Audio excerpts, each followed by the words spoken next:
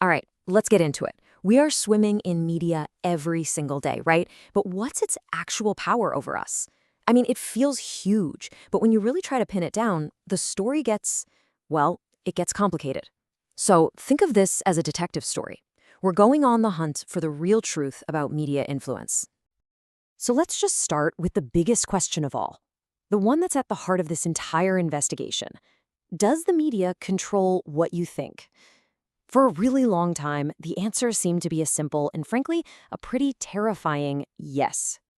Our first major suspect in this case is a theory with a very memorable name, the hypodermic needle theory. Now, this was the big idea back in the early 20th century, especially after propaganda became a huge deal during the wars. The thinking was super simple. Society was just this mass of isolated individuals, and the powerful media could just inject messages directly into their brains, like a vaccine. The audience? Totally passive, totally vulnerable. It was basically a straightforward case of mass mind control. But then, just when the case seemed totally open and shut, we get our first major plot twist. A new team of investigators shows up, and they come back with a really stunning conclusion. The media, it had an alibi. Yeah, this whole twist came from a brand new style of investigation.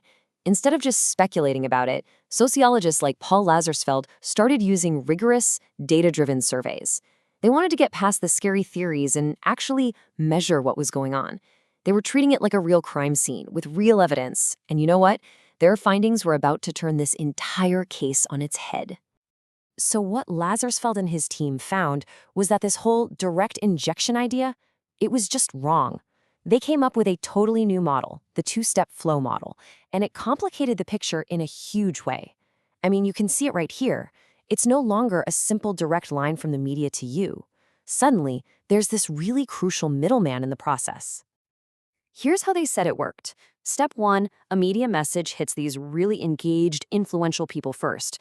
They called them opinion leaders.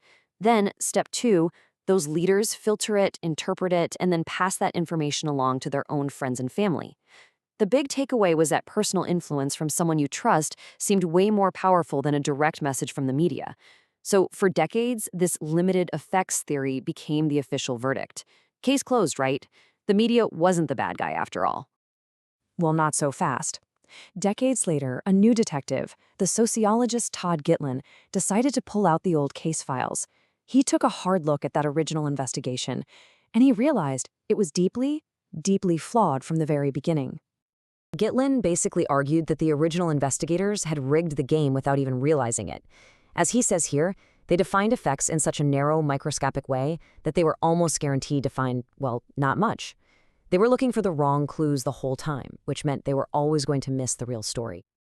So Gitlin found a bunch of these major flaws. For starters, the original study only looked for people changing their opinions in the short term. It completely missed the media's power to just reinforce what people already believed. It also treated choosing a brand of soap the same as forming a complex political opinion. And the whole thing was funded to help advertisers and political campaigns, so it wasn't even asking the big, critical questions about society.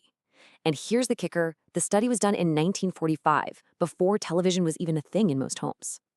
And this is the smoking gun. Buried deep in the original study's own data was an absolute bombshell.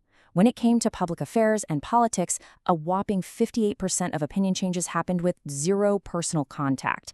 They were influenced directly by the media. The central piece of evidence for the limited effects alibi actually contained proof that debunked the entire theory. It was more wrong than it was right from the very start. Okay, so the old case has been blown wide open, the primary theory is in tatters, so the investigators realized they needed a whole new set of tools. They had to start asking fundamentally different and much, much bigger questions. This slide shows that shift perfectly. The old way, administrative research asked these very practical, top-down questions. But the new, critical research asks questions about the whole system. See, it's not how do we make this ad work better, it's what does an advertising-based media system do to our democracy? It's about who actually gets to define what's real. So the new approach realized that influence isn't this simple one-way street. It's this incredibly complex web of pressures that are working at every single level of society. You can't just look at the audience anymore. You have to look at, well, everything. And this brings us to a much, much better model for our investigation, the hierarchy of influences. It shows how power works from the very top, the big ideas and ideologies of a society, all the way down through institutions, the newsrooms themselves, their daily routines, and finally, down to the individual journalist. Everything we see in the media is shaped by pressures at all of these levels, all at the same time.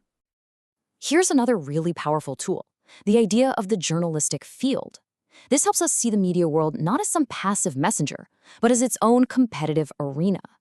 Think of it like a sport.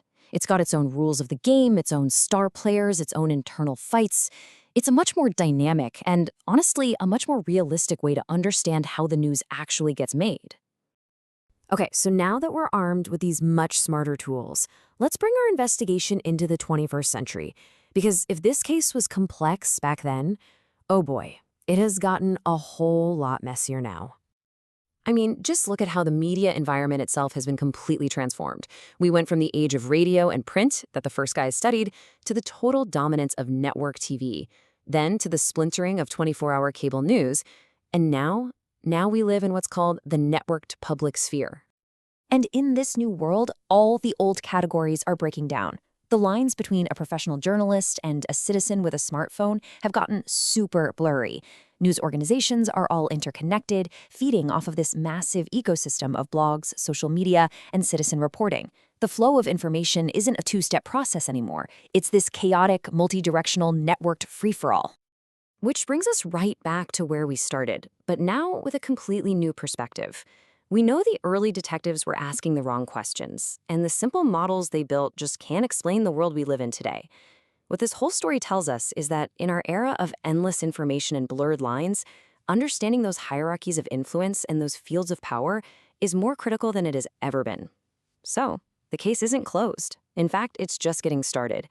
And the real question is, who do you think controls the story now?